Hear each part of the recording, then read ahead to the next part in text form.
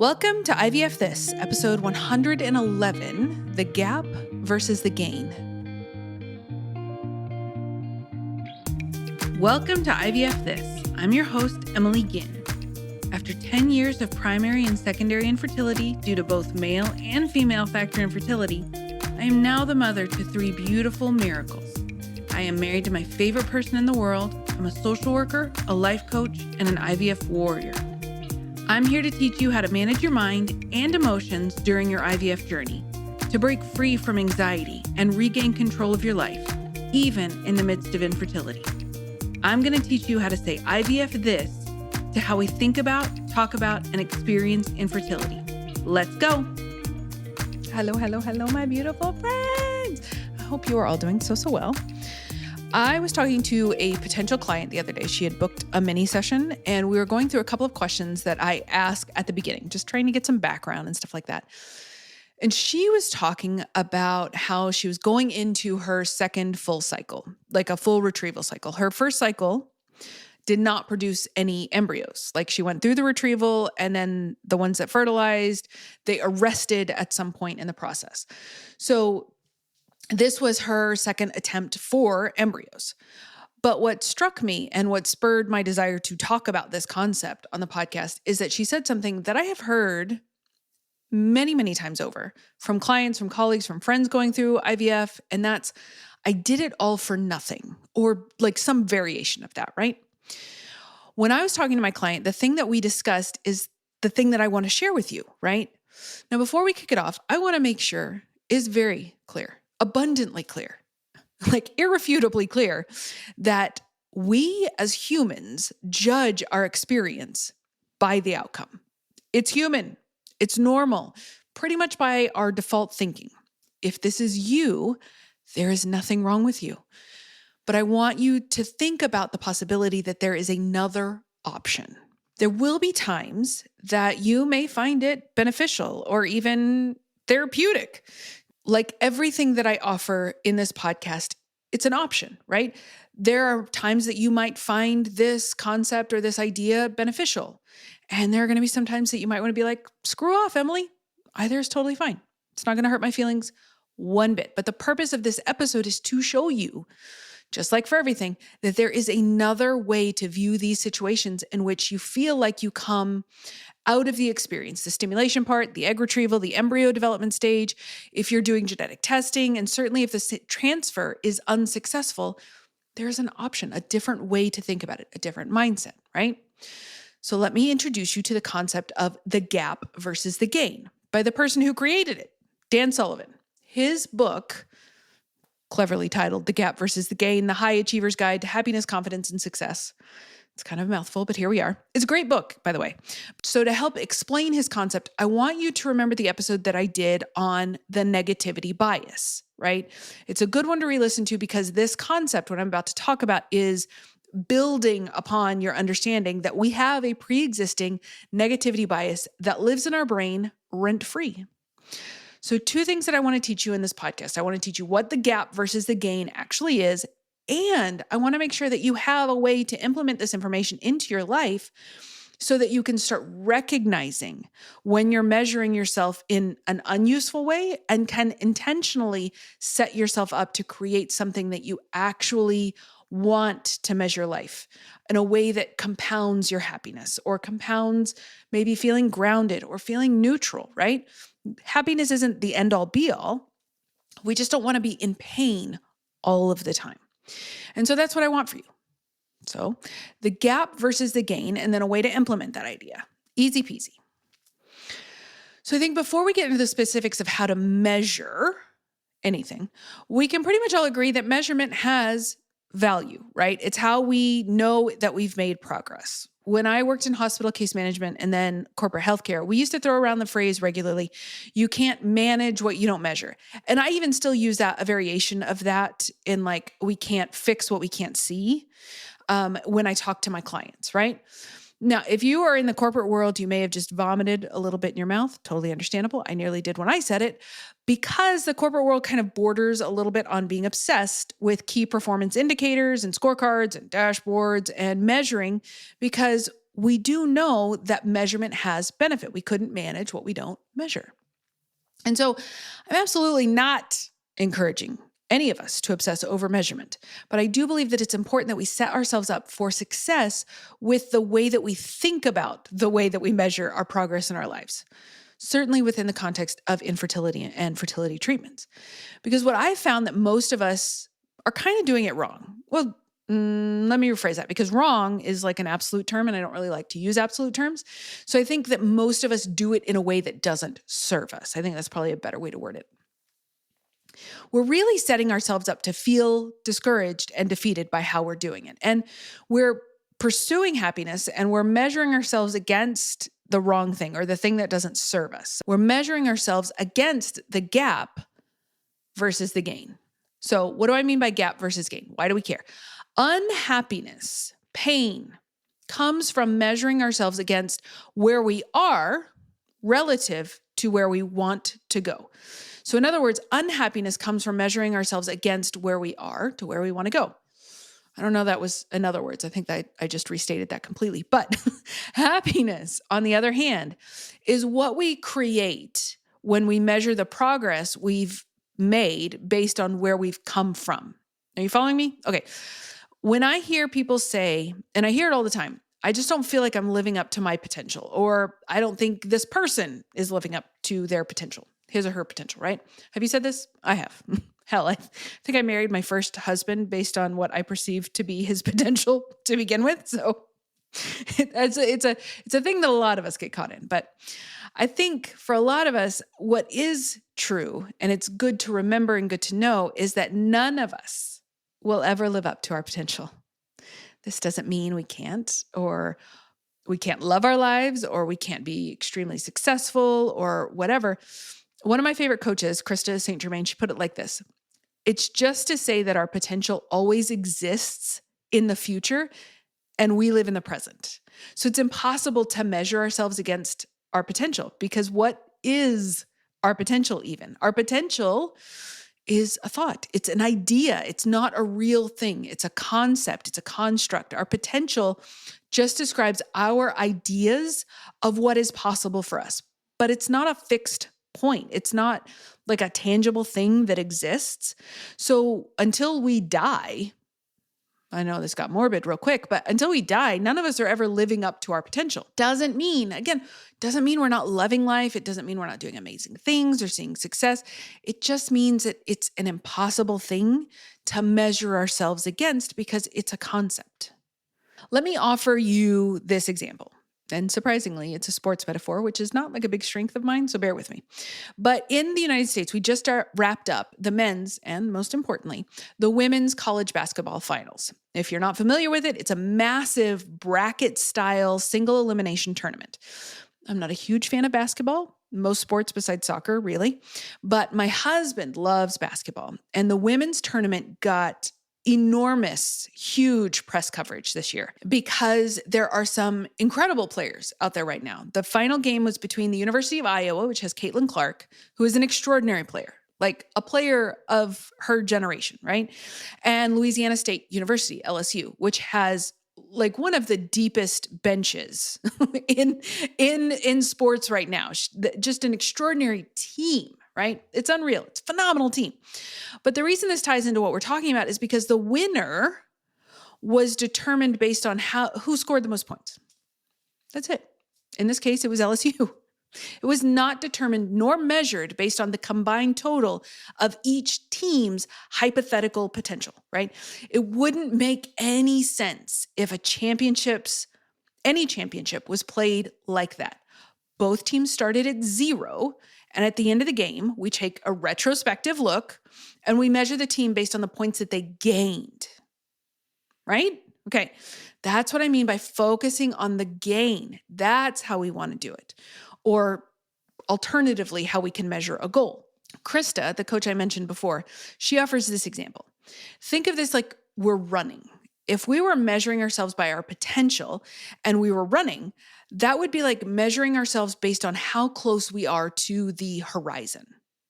We would run and run and run and run. At the horizon would still be equally far away because the horizon isn't a fixed point. The horizon is an idea. It's not actually where something physically exists. We couldn't measure our progress based on how close we were to the edge of the horizon. We would never actually try because we know better than that, right? So what I want you to take away from this is that none of us can ever live up to our potential, and that's okay. Because our potential is just an idea, not a fixed place. But when we measure ourselves based on where we are and what we could potentially do or how we feel or how we could potentially feel in the future, we're focusing on the gap. The gap is the distance between where you are and our idea of where we could be or should be.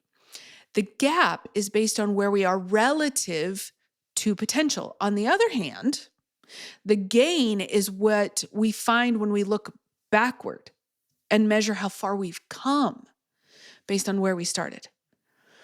I hope you can see how this is a much more useful idea in terms of measuring success, in terms of measuring anything.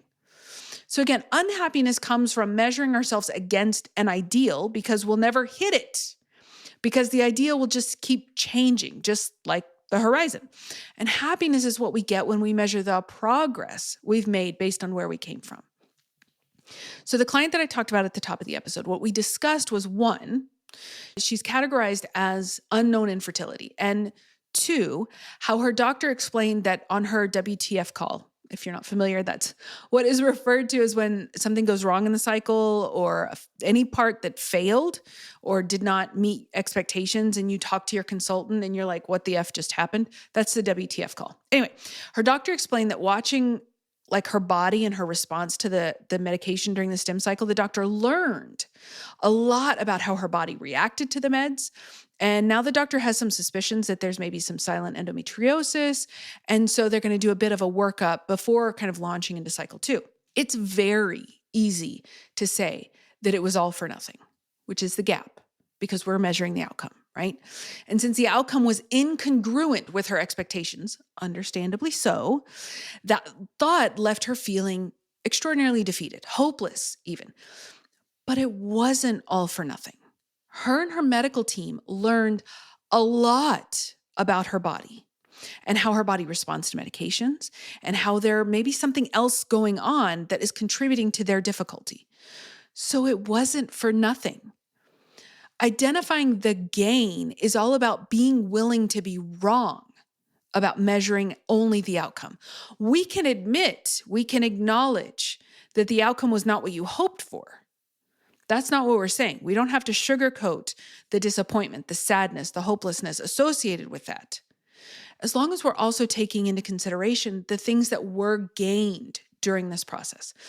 All of this is true and no less valid that if you had 2 embryos develop when maybe you expected 4, whatever the numbers might be, right? This is still a disappointment because you are measuring by the gap, the ideal, the expectation, instead of the gain. Another aspect that she gained was, for the first time in her life, her words, according to her, she was going to therapy and seeking out additional supports. And for the first time, she realized that she needed help. She asked for help. She sought it out and she utilized it. Do you truly know how monumental a step that is for a lot of people? And this isn't like some humble brag for me. She actually declined to work with me since she was just starting to see her therapist and wanted to see how that would go. And I 1,000,000% support that, because that alone, recognizing that you need support, finding support, and utilizing support, those are 3 very separate, distinct gains. Since we have been socialized to believe that our quote unquote gains should be like big and flashy and tangible, these might not seem like gains to some or even most of us, but that doesn't mean that they aren't. She learned a lot about herself during that first cycle. She, like most of us, had never even given herself injections. She learned that she could do that. She learned that she can manage the ridiculous logistics of IVF and her work and her relationships to the best of her ability. Those are gains. No 2 ways about it. Now, remembering that negativity bias the thing I mentioned earlier, a lot of us cannot admit to ourselves or acknowledge those things as gains. So to do that, you have to be very intentional about how you think about things. We have to deliberately steer our brains to look for those things. It's not necessarily going to be an automatic thing. It's not going to stare you down and say, hey, I'm the gain. No, sometimes we do have to go look for it. I think for many of us, we think about how we've checked off all of the boxes. At least like that was a whole lot of my thought process. I did all of the things that society told me I quote unquote should do, right? I went to college a few times. I married someone that I loved and we built a life. He finished school, he finished his PhD, we bought a house, we checked all the boxes, we did all of the things. So I was deeply unhappy because I was measuring myself against the progress with the things that I still had left on my to-do list rather than the things that I had checked off my to-do list, right? So I was battling the pain of infertility and the pain of wanting something along with this ideal measurement of how my life should look, right?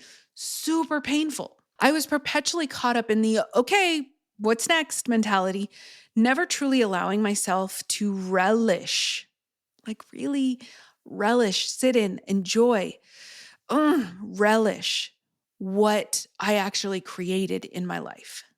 And please, I want you to know that I did not develop this skill overnight. In all honesty, actually, I don't think I really sank in and understood this concept, and it really didn't resonate for me until after we had our failed transfer, and I had to rethink, like recalibrate everything, what I thought my life was going to look like. But that's the point. If you're measuring your progress based on the items left on your to-do list, then you're living in the gap because your to-do list is growing all the time. It's changing all of the time. It is the horizon. It never stops growing. It's virtually infinite. You finish one thing and then poof, two or 15 more things appear. So measuring our progress against infinity, it makes no sense, right? Of course, it's a recipe for frustration. And there really is no such thing as a to-do list that's like zero unless you're checked out of life. And I don't think you would be listening to the podcast if you were. So I think we're on a good wavelength here. So why do we do that to ourselves is the big question, right? Why do we not stop and look backwards and say, great job. Like you did this, you created this, you did all of these things, you're amazing. And we give ourselves credit for what we did instead of what's left to be done. And it's because we'll just keep adding to the list. And when we take into account socialization, negativity bias, a lot of the culture and socialized pressure that is placed on women, all of those things, like this doesn't happen in a vacuum, right? All of those things play into this. If you've been on this journey long enough, you start to measure the person that you were before to the person that you are now, which isn't a fair comparison at all because it leaves out the fact that between then and now, major upheavals in your life and your life challenges and things that you expected and heartaches and disappointment and possibly traumas have occurred along the way.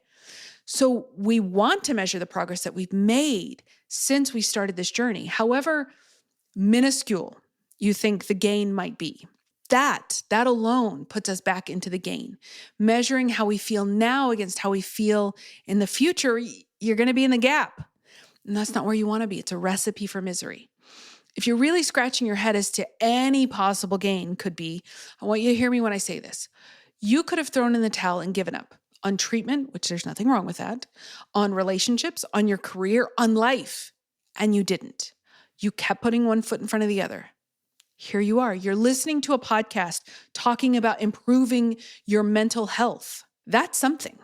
So I encourage you to own and take credit for it. Build on it. Give yourself credit for not giving up. Give yourself credit for being this resilient, amazing, incredible person that you are. Measure yourself based on how far you've come relative to where you are, not how far you could potentially go. So that's the gap versus the gain. When we're focused on what is in front of us, what's between where we are and the ideal or the idea of where we could potentially go, recipe for disaster, recipe for pain. We want to focus on where we are and look backwards to where we've come. We want to set a goal that we can measure ourselves based on where we came from. We owe it to ourselves to celebrate who we are and how far we've come, even and most especially when we're waiting on that baby. And I've said this 1,000 times, but a baby doesn't solve for these things. That's not a baby's job. That future baby, that baby that you hold in your mind and in your heart, that baby's job is to eat and sleep and poop and grow, not to fix whatever you perceive to be wrong with you or your life, because there's nothing wrong with you and there's nothing wrong with your life. You've never been taught these things, more than likely. You let yourself celebrate those little wins along the way. Allow yourself to revel in the fact that you are going through some really, really hard stuff. And you've done it with far more grace, compassion, composure than you will ever give yourself credit for. But I will. I will always be the one to hold that belief for you, for each and every one of you. And I'm happy to do that until you're ready to hold it yourself. So that is what I have for you today, my friends. Have a wonderful week, and I will talk to you soon.